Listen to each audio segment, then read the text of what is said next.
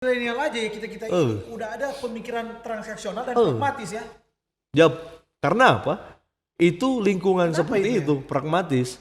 No, kalau ngapain papa suruh pilih ini, kenapa dia peduli? Apakah nggak anak mau ikut? Apalagi nggak baru 17 tahun yang masih ibaratnya kalau mau pinongki-nongki masih minta doi papa. Pramos, ini menarik.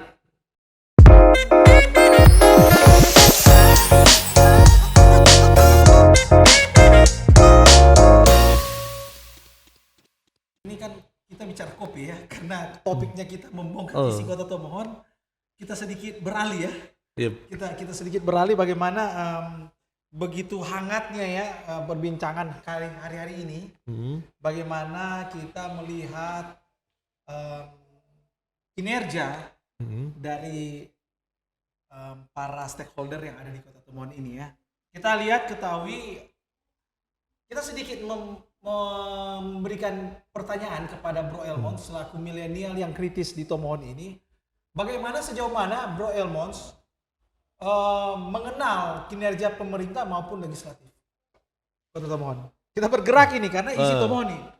Akhir-akhir ini justru kita semakin tahu konteks DPRD dengan eksekutif. Ternyata apapun anggaran yang diketuk di kantor dewan akan tergeser kalau TAPD sudah menggeser itu. TAPD apa itu? Tim Anggaran Pembelanjaan Daerah. Kenapa bisa bergeser? Kan ada APBD. Nah, itu dia konteksnya. Jadi sudah disetujui secara anggaran dengan DPRD, pasti akan ada faktor lain bahwa anggaran ini tidak optimal. Maka harus diperlukan anggaran pergeseran dari ini. Jadi misalnya SKPD Dinas Kesehatan, pakai dulu, sorong dulu ini anggaran ini untuk dilimpahkan, contoh waktu COVID.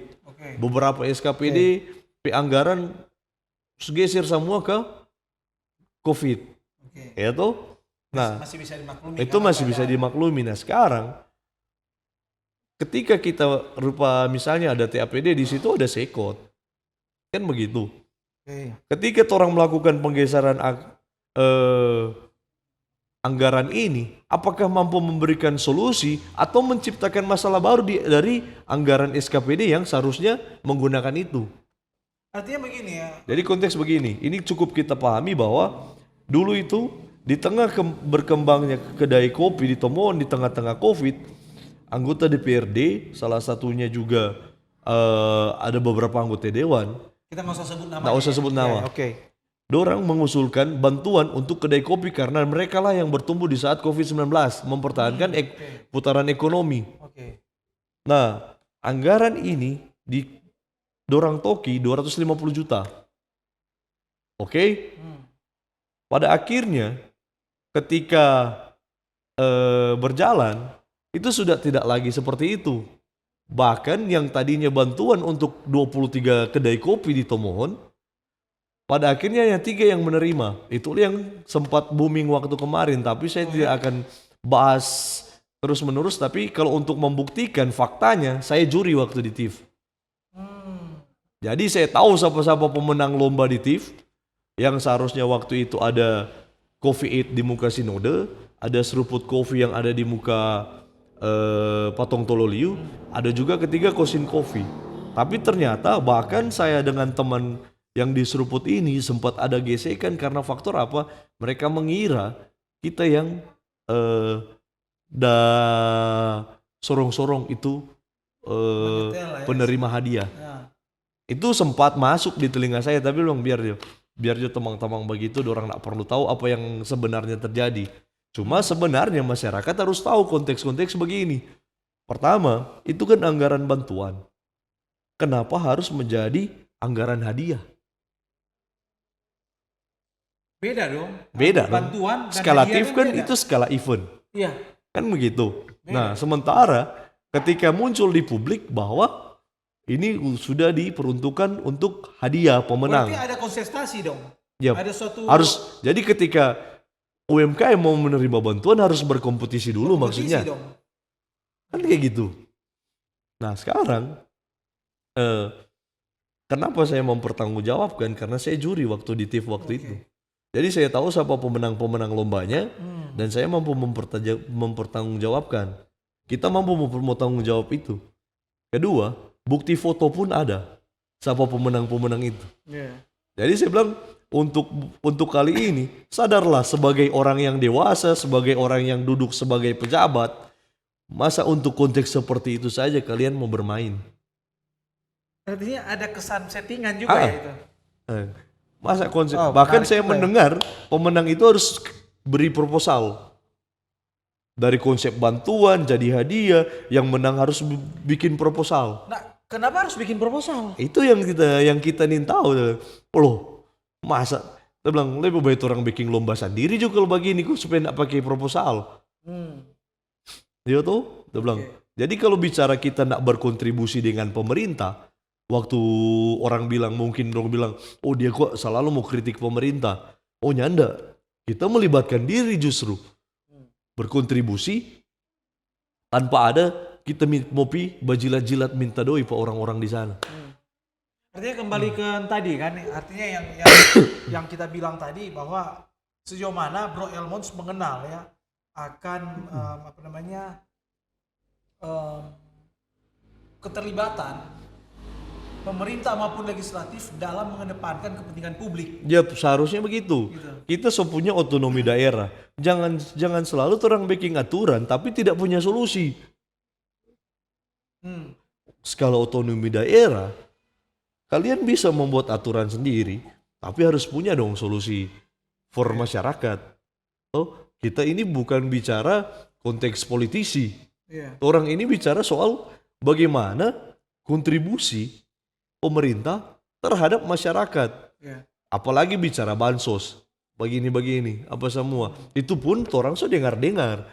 Kalau for kita, kalau mau masukkan for bansos, terjun langsung kong lihat dong pe rumah-rumah. Atau petakan dong pe anak-anak. Kagak dong pe anak-anak kontraktor.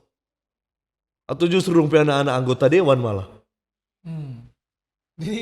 Jadi sasaran untuk bansos itu bagi Bro Elmons belum mengenai sasaran ya? Kalau bansos, kalau for kita yang kita lihat masih bicara tong pe kota setelah politik. Iyo, tong pe kota ini setelah lalu banyak yang urusan politik. Sampai kaum milenial kadang-kadang malas mau berpolitik. Jadi takut ya? Bukan jadi takut. Kalau nggak ada untung for kita, for apa? Sementara milenial ini mampu mengembangkan dong usaha sendiri. Nah artinya begini ya, sekelas milenial aja ya kita ini udah ada pemikiran transaksional dan pragmatis ya. Ya, karena apa? Itu lingkungan seperti itu, pragmatis. No, kalau ngapain papa sesuruh pilih ini, kenapa dia pedoi? Apakah nggak anak mau ikut? Apalagi nggak baru 17 tahun yang masih ibaratnya kalau mau pinongki-nongki masih minta doi papa. Ini menarik.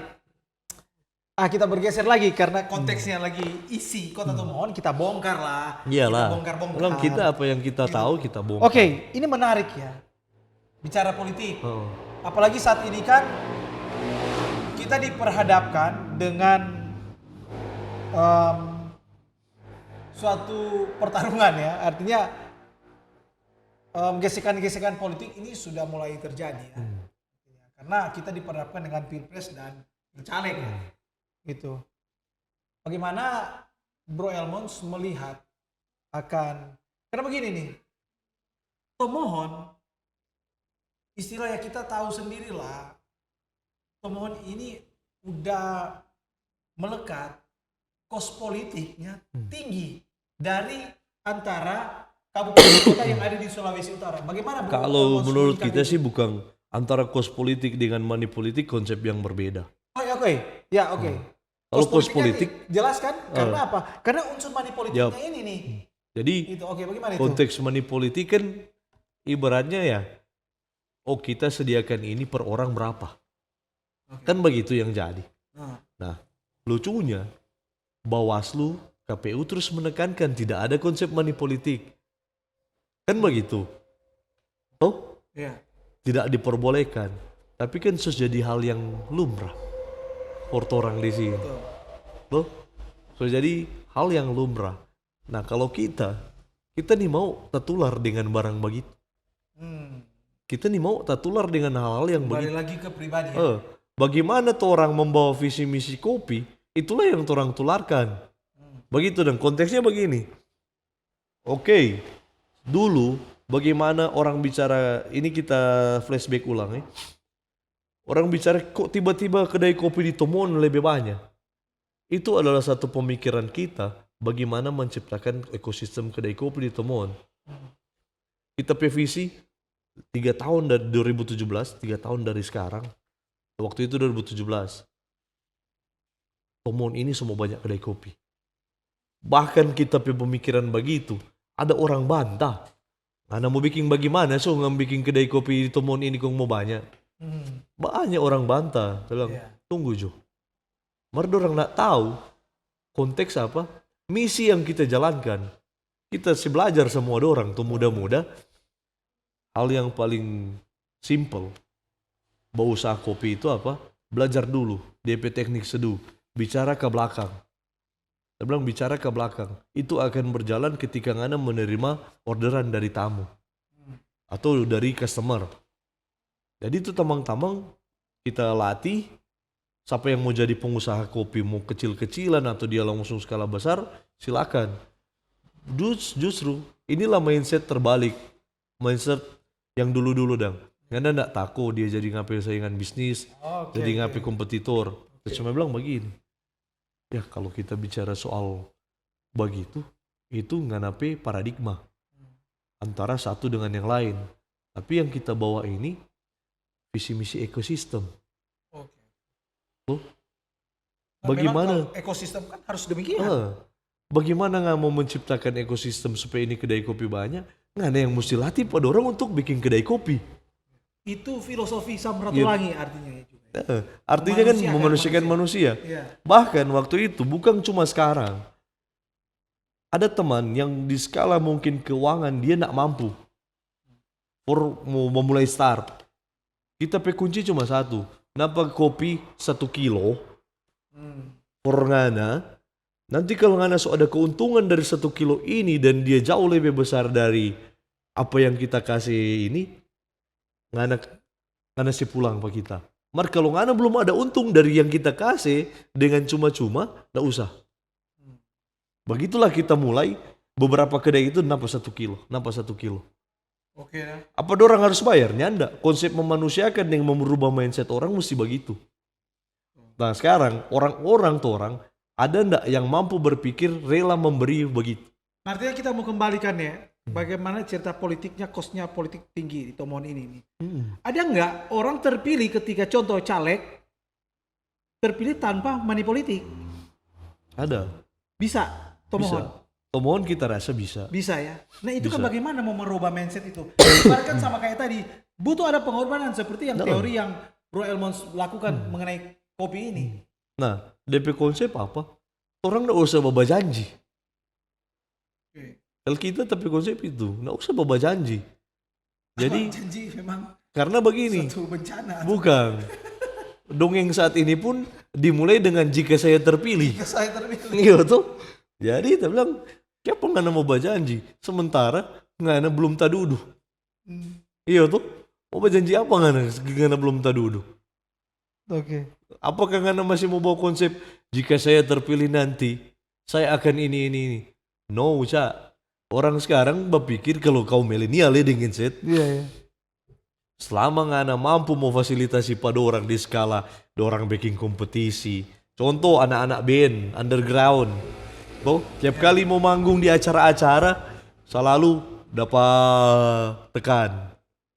Tuh, jam 10 jam 11 semua datang aparat seberhenti tal keras ngonipi musik.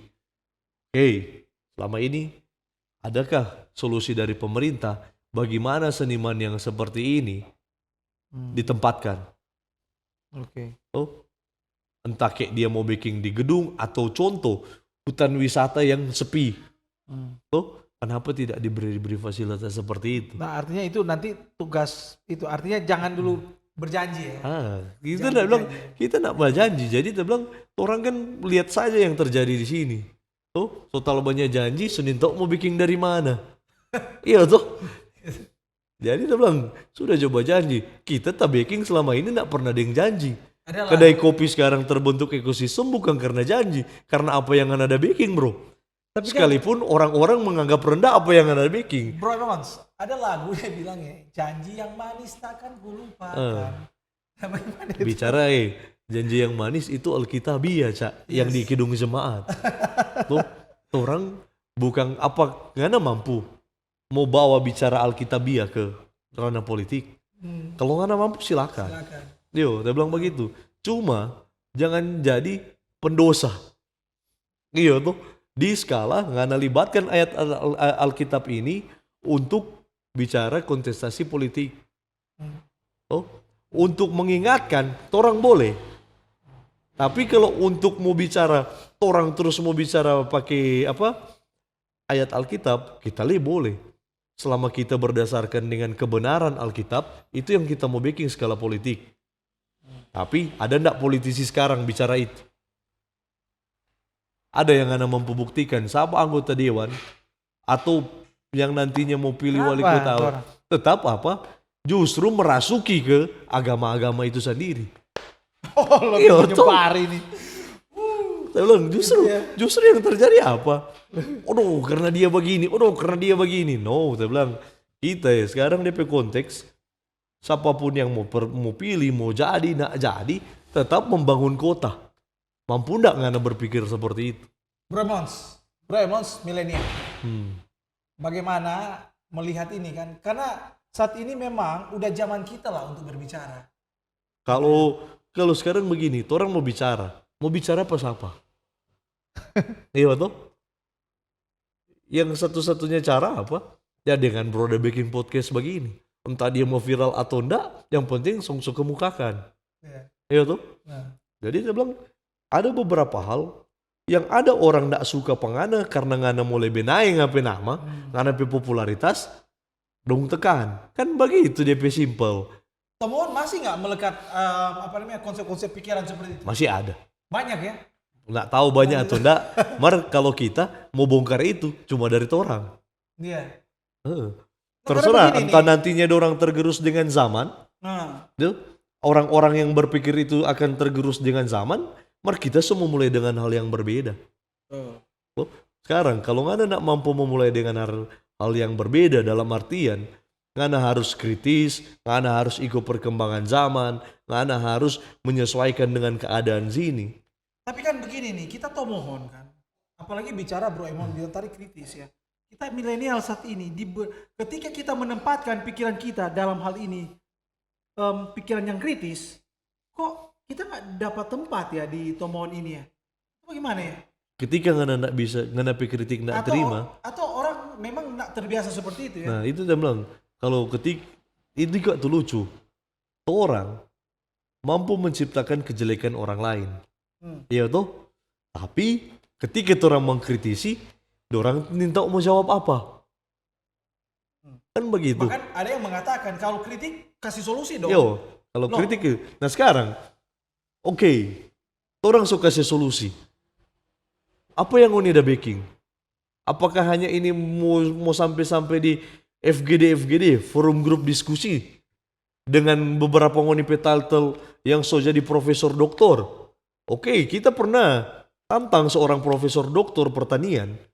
Bapak kan profesor. Jadi Bapak bicara talia ilmu tinggi ini di bidang pertanian.